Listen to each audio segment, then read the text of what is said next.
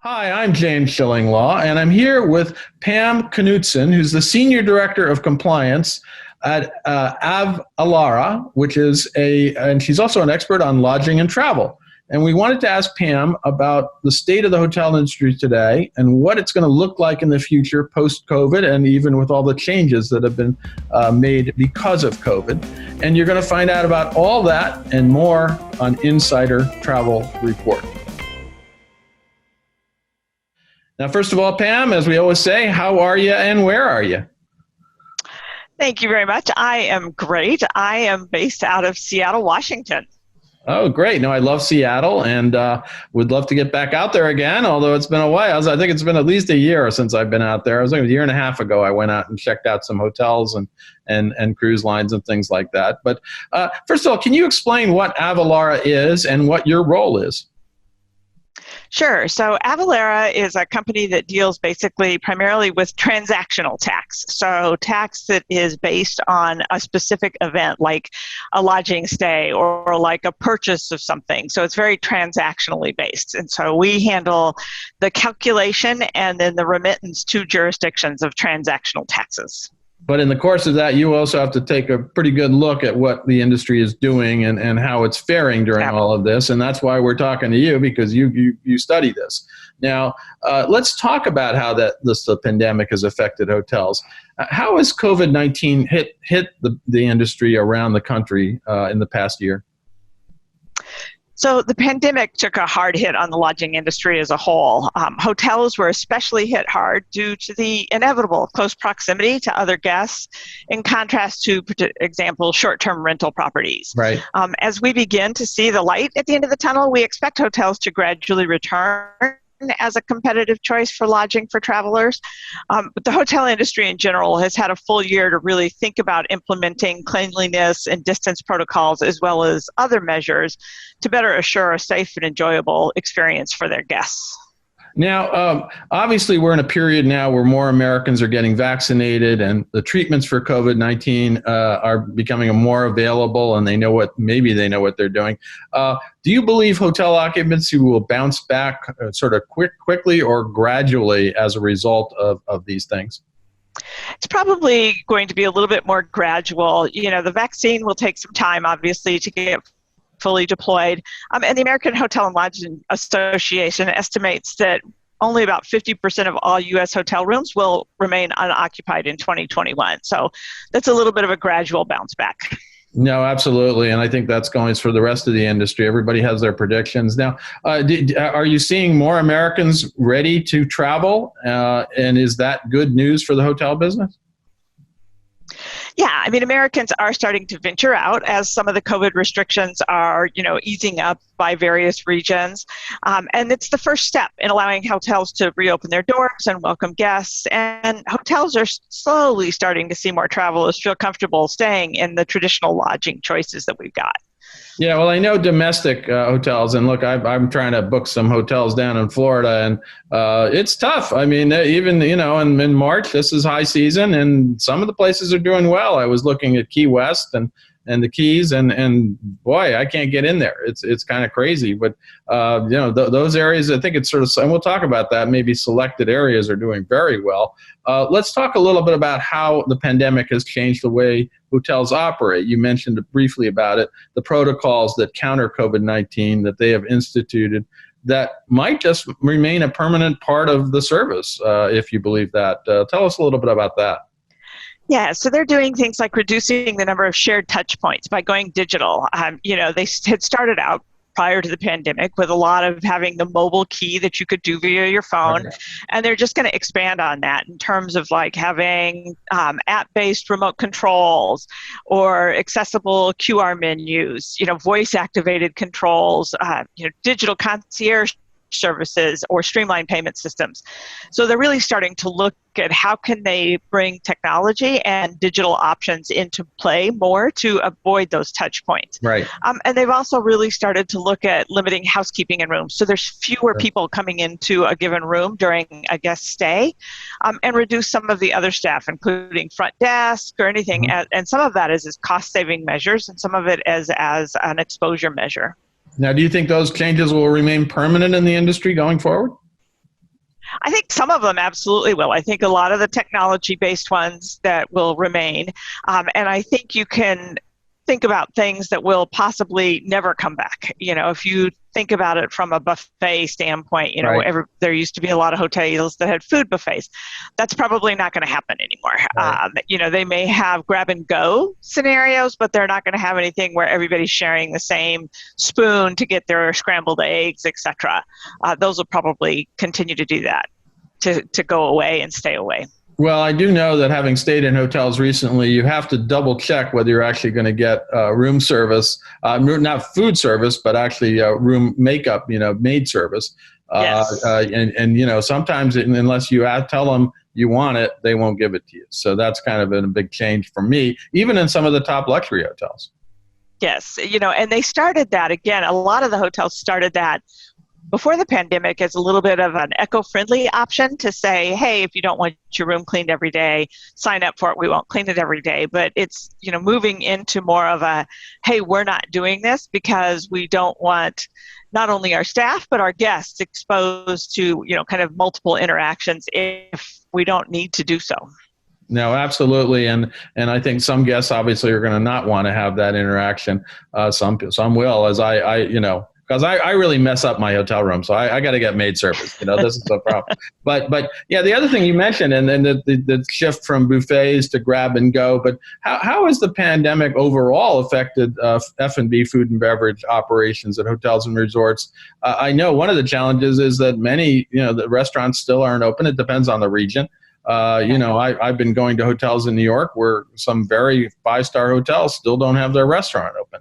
And obviously that's going to change eventually, but it's something that guests and travel advisors who book them are going to have to be aware of, right? Yep. Absolutely. Yes. The hotels or the restaurants, they haven't been able to do the close-in seating. And so they've either had to severely limit occupancy or in a lot of cases just say, we're not doing any in-room seating at all. And so it's all going to be, grab and go, delivery, takeout kind of thing and not a dining room scenario. No, absolutely. And I've been recently in a 5-star hotel in New York, and it's a wonderful hotel, but they just had no F&B, and the only thing they offered was a boxed breakfast in the morning, and that was it. And this is not a hotel you would expect that from. No room service. They are happy to give you a lot of restaurants around the neighborhood that are open, which have outdoor, and now, of course, in New York, you can have 25% indoor at the moment. But it's rather a rather dramatic change, from just being able to offer. And when you go in and the refrigerators are not stocked and, things are just not the same way. Now, hopefully that's all going to change. But let's talk a little bit about what Americans may now require in a hotel room given the pandemic. How has the whole room experience had to change in hotels? I really think that guests are going to actually expect fewer human interaction. They'll anticipate, again, that digital touchless to be a more standard practice so that they don't have to think about keys that are shared or anything like that. And then, many hotels are going to pivot to kind of easy to clean surfaces and materials. So getting rid of carpet, getting rid of shower curtains, those types of things. Right. And then we'll probably see many more rooms outfitted for extended stay with functional kitchens or standalone living work areas, because more travelers are really deciding to venture out and they can work remotely. One of the things that we've learned through the pandemic is that we have an ability to work from wherever we are. So they're going to be looking, travelers are going to be looking for places that enable that to happen because they've got the high-speed internet, they've got that capability to work remotely now. Yeah, well, I've experienced that already. I worked remotely for about a week down in Mexico, and actually that was great. I had no problem working down there, and they actually did have F&B, so I was very happy. Now, let's go to another topic.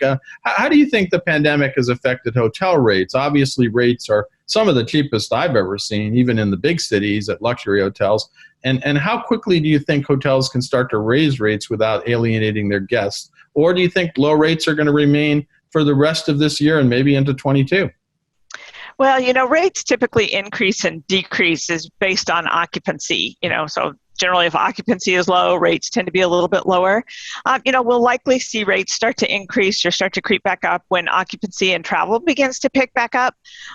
But hotels will need to be mindful of the other local lodging options that people will have, such as what's offered by Airbnb, Vrbo, or some of the other platforms, when determining what their room pricing is going to be. It's a little too early to predict what rates are going to look like, moving forward, but that's generally how they trend.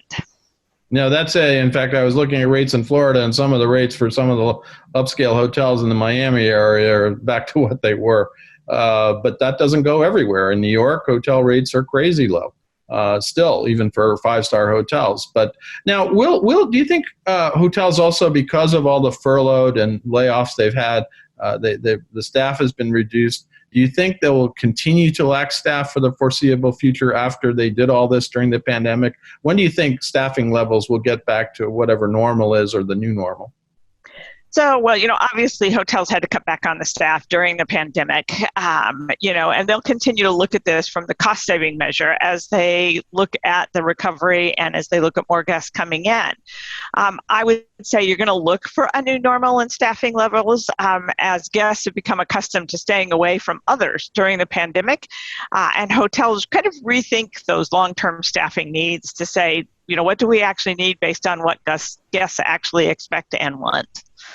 No, that sounds logical. It we'll have to see what happens. I know, sometimes you go in a hotel these days and they can't find anybody around. It's like kind of crazy. They have one person manning the desk, and I'm talking about very upscale hotels, which I was somewhat surprised at. Now, do you think it's ever going to come to a point where hotels will require COVID testing or even a vaccine proof for guests and staff?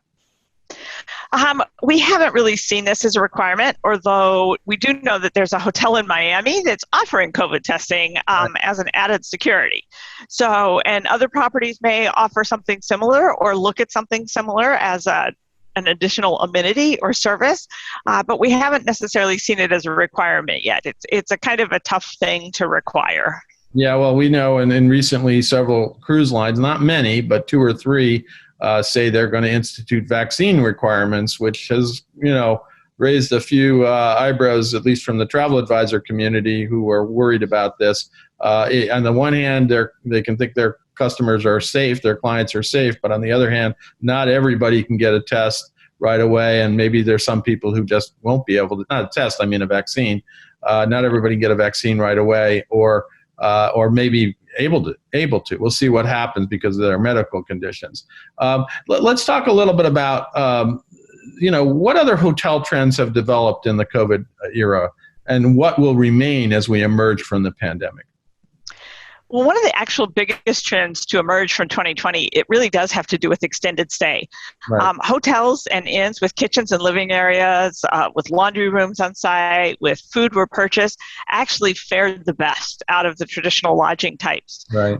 If you look at Atlas Hospitality Group, the extended stay occupancy rates were about 72% during Q2 of 2020 versus the 42% at more traditionals.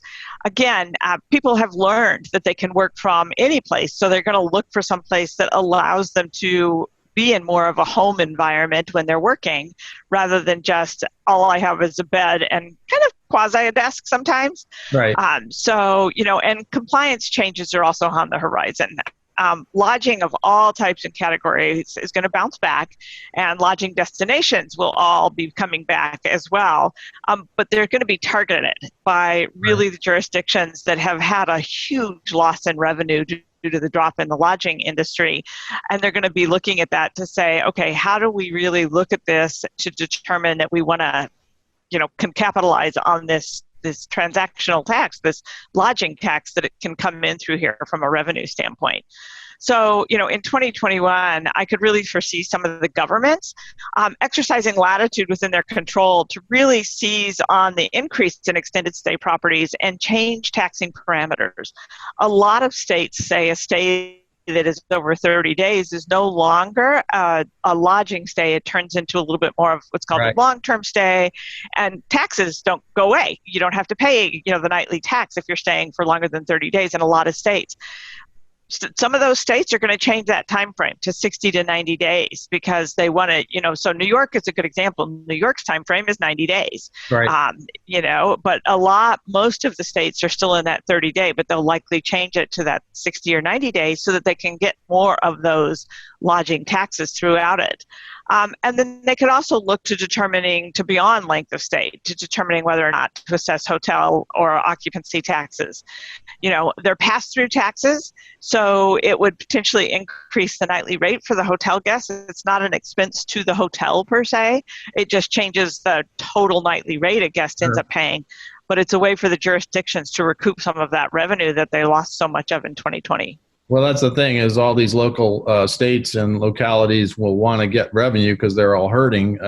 So some of them will not want to do that, I guess. But you look at taxes for New York, it always is a lot added onto the bill into the bill.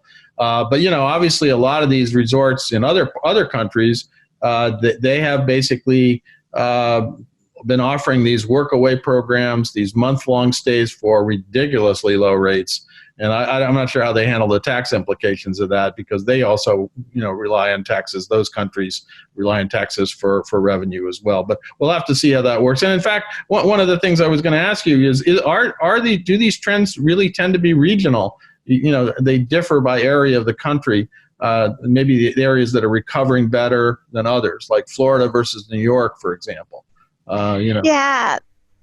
The trends, they may start out seeming like they're a little bit regional, but they'll end up moving to a more national process because it'll start to become the standard practice for, lodging across the board.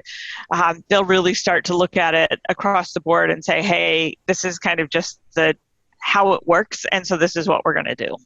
Okay. Now, and also, does the same thing go with recovery in terms of regional? Is it going to be kind of right now? I was telling you before, Florida and Miami, those areas seem to be booming. Key West, and obviously, compared to a place like New York City, which is still hurting. Granted, our lovely winter weather here in New York City is not going to attract a lot more business right at the moment, and everybody wants to go to Florida. But is truly the recovery going to be on a regional basis?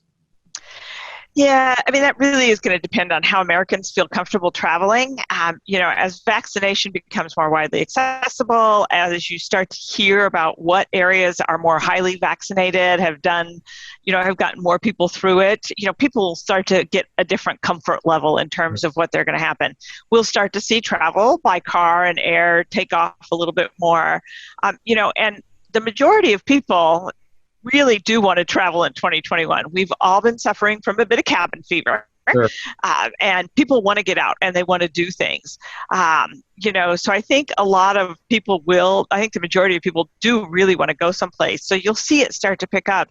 It's just going to be a matter of when. And again, I think that's going to be both based on the vaccination rollout and people's comfort level with not only traveling and the vaccine, but also the safety protocols that various hotels and other lodging have put in place to ensure that they are safe. No, absolutely. I agree with you wholeheartedly. Now, here's the big question. What will the new normal be for hotels and resorts in the U.S. going forward later this year and then for the future? Does this represent a fundamental change in the way that hotels and resorts operate in the U.S.? I think what you will see is, as people start to travel, I think hotel chains will be trying to lure guests in with kind of new and attractively refurbished properties that boast longer stay amenities. And make it more convenient and accessible for people to stay longer and work while they're there, and still enjoy the region as they get out at night or on the weekends, etc. And then they're really going to look at, how do you get the attention of corporate travel managers searching for the best options for employees. So I think those are going to be the things that they're really going to end up, kind of marketing towards and reaching towards, is to really kind of capture that part of the market. Now, obviously, we go out to about 85,000 travel agents today. And how should they deal with this new normal for hotels? And how can they start to ramp up sales of hotel rooms as we emerge from the pandemic? So I think it's really going to be a matter of staying up to date with the changing trends and the guidelines, and really booking their travelers at hotels that market to the strict adherence for the standards that help ensure safety and cleanliness and, and all of those things, and also cater to what the travelers want to do as far as long-term, long stay, internet access, whatever it may be, to say, hey, this is what I want to be able to do when I'm there. And so finding those hotels that really cater to that mindset is going to be a critical factor. Well, I know travel advisors, on the one hand, they have all this information they have to relate to their client a lot more than they ever used to, whether it's if you're going abroad, they have to know all of the regulations and rules on COVID and entry, and now with individual hotels and individual hotel chains, each of which has its own, cleanliness program, protocols, everything else. It's almost like you have to have a degree in COVID to really book your client, your traveler, into these places. So I think they're going to be more necessary than ever. Now, is there anything else you want to tell travel advisors about what they need to know about the recovery of the hotel business, how long it will take, and what changes will be permanent from the COVID era? I think it's really, just what we've kind of already talked about, in the sense of, knowing what the hotels are doing, knowing what they're offering. Like, to your point, some of the high-end hotels, their restaurants aren't open. The travel advisors need to know that. They need to be able to provide that information to to whoever's thinking about traveling there, to say, hey, what are the food and beverage options, not only in the hotel, but locally? Because in some cases, a lot of the local restaurants have either closed or at limited capacity, et cetera. So I think it's going to be travel advisors really kind of understanding and being able to tell travelers, hey, these are the safety protocols in place. Here's what you can expect as far as, touchless pieces, even as much as saying, hey, if you're looking to use the workout room, et cetera, they're doing reservation-based systems on the workout equipment or the pool. So really understanding what those various changes are, so they can advise the guests to help them pick what's going to be the best suit for their particular desires or needs. Now, I just want to close this out by, is there a place, first of all, is there a website for your company that people can go see what it's all about? And I don't know if you have any data on there or anything else, because obviously you're looking at all this stuff, and whether you guys produced reports on it or not, but maybe where they can find out more information. Yep. So our website is avalara.com. It's pretty simple, avalara.com. Okay. And we do there's a blog out there, there's some white papers out there, there is some information not only about this, but about a number of different things that have happened with the jurisdictions as well. Well, Pam, I want to thank you for taking the time to tell us about what's going on with hotels. It's a big question right now, given that cruises are pretty much shut down until maybe the summer or longer, and European travel is pretty shut down. A lot of people want to know how to book more hotels and resorts, especially domestically. So the information you're giving us today is crucial for them, because they really are refocused on booking hotels and resorts around the country, and some for the first time, since a lot of travel advisors actually specialized in cruise travel. But they haven't seen any income for over almost a year now. So and they won't, given that until maybe towards the end of this year. So they got to look at other places for revenue. And I think that's what the key is. So again, thank you very much for joining me today to talk about this topic. Thank you for having me. I really appreciate it. I'm James Shillinglaw, and this is Insider Travel Report.